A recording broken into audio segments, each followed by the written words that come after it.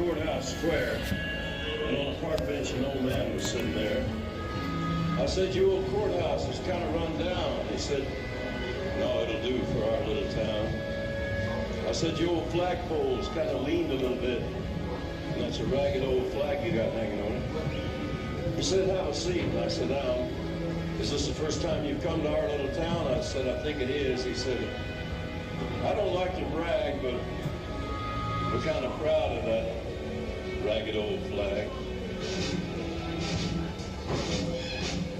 You see, we got a little hole in that flag there when Washington took it across the Delaware. And it got powder burned the night Francis Scott Key sat up watching it writing, 'Say, can you see?' Got a little rip in New Orleans with Pakenham and Jackson tugging at its seams. It almost fell at the Alamo beside the Texas flag, but she waved on them. It got cut with a sword at Chancellorsville, got cut again at Shiloh Hill. There was Robert E. Lee, Beauregard, and Bragg. The south wind blew hard on that ragged old flag.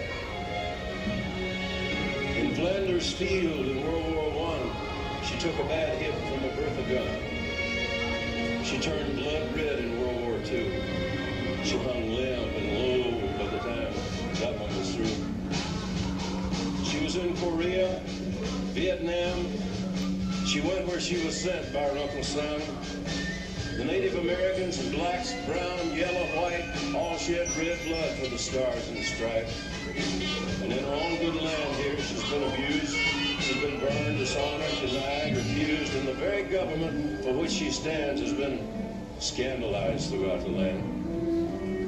And she's getting threadbare, and she's wearing kind of thin. But she's in good shape for the shape she's in, because she's been through the fire before, and she can take a whole lot more. So we raise her up every morning, we bring her down slowly every night, we don't let her touch the ground, and we fold her upright. On second thought, I guess I do like to brag, because I'm mighty proud of that